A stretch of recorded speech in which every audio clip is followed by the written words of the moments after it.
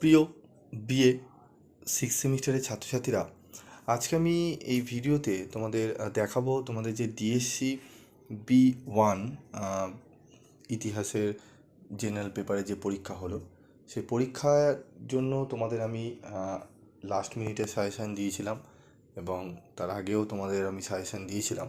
যে প্রশ্নগুলো তোমাদের দিয়েছিলাম, বলেছিলাম পড়ে যেতে, সেই প্রশ্ন থেকে কিন্তু হুবাহু কোশ্চেন কিন্তু কমন এসছে। যে প্রশ্নগুলো দেওয়া হয়েছিল সাজেশানে, সেই প্রশ্নগুলো কিন্তু হুবাহু কমন এসছে। তোমাদের সেই প্রশ্নপত্রই দেখাবো এবং তোমাদের বলবো, তোমরা দেখেওছো অনেকে এবং অনেকে একটু বিশ্বাস করতে অসুবিধা করছিলে সাজেশান দেখে। তো তারা একবার প্রশ্নপত্র এবং আমার দেওয়া সাজেশান তোমরা অবশ্যই মিলিয়ে দেখবে 100% কিন্তু কোশ্চেন কমন এসছে।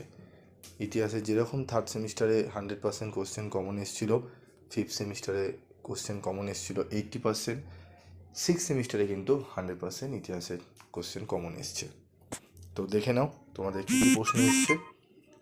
দেখো, পুটিং আউট সিস্টেমের প্রধান বৈশিষ্ট্যগুলি কী ছিল, প্রশ্নটি কিন্তু আমি দিয়েছিলাম। মার্কেন্টাইল মতবাদ বলতে কী বোঝো, এই প্রশ্নটিও আমি দিয়েছিলাম। তারপর দিয়েছে দেখো, ইউরোপের সমাজের ওপর শিল্প বিপ্লবের প্রভাব আলোচনা করো এবং ফ্রান্সের অর্থনৈতিক উন্নতিতে দ্বিতীয় নেপোলিয়নের অবদান। এই চারটি প্রশ্নই কিন্তু তোমরা দেখবে সাজেশানে রয়েছে। তার সাথে রয়েছে জল ভারাইনের সম্পর্কে একটি সংক্ষিপ্ত টিকা লেখো। তাহলে বুঝতেই পারছো 5টি প্রশ্ন কিন্তু কমন এসছে, তার মধ্যে তোমাকে 3টি মাত্র প্রশ্ন অ্যান্সার করতে হবে। তার মানে 100%-এর উপরে কিন্তু প্রশ্ন কমন এসছে।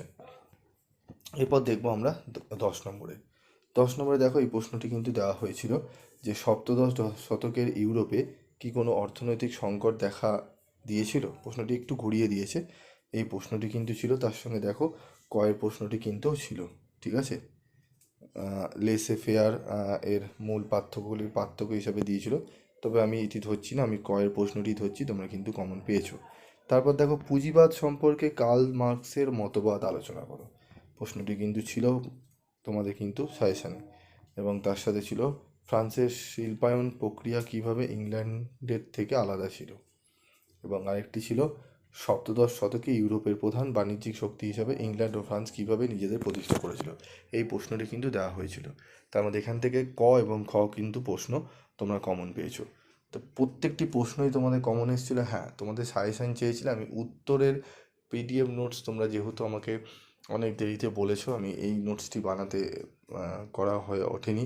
ডিএসসি B2 পেপারটি হয়েছিল, তার সাজেশান অনেকেই তোমরা নিয়ে পড়েছো এবং প্রত্যেকে বলেছে স্যার যা যা দিয়েছেন, যেরকম দিয়েছেন, আমরা খুবই উপকৃত হয়েছি। B1 পেপারটি আমি সাজেশান তোমাদের দিয়েছিলাম, কিছু প্রশ্নের উত্তর আমি দিয়েছিলাম এবং বাকি বলেছিলাম তোমরা বই কিনে নাও, বই থেকে উত্তরগুলো করে নেবে। আশা করি তোমাদের প্রত্যেকের ভালো পরীক্ষা গেছে। কমেন্ট বক্সে লিখে জানাবে কার কীরকম পরীক্ষা গেল। আজকের মতো ভিডিওটি শেষ করছি, দেখা হচ্ছে পরবর্তী ভিডিওতে। তো এরকমই ভিডিও পাওয়ার জন্য, সাজেশান ভিডিও 100% কমনযোগ্য ভিডিও পাওয়ার জন্য তোমাদের অবশ্যই চ্যানেলটি সাবস্ক্রাইব করে পাশে থাকা বেল আইকনে ক্লিক করে রেখে দেবে, তোমাদের এরকমই প্রশ্ন কমন পাওয়ার জন্য।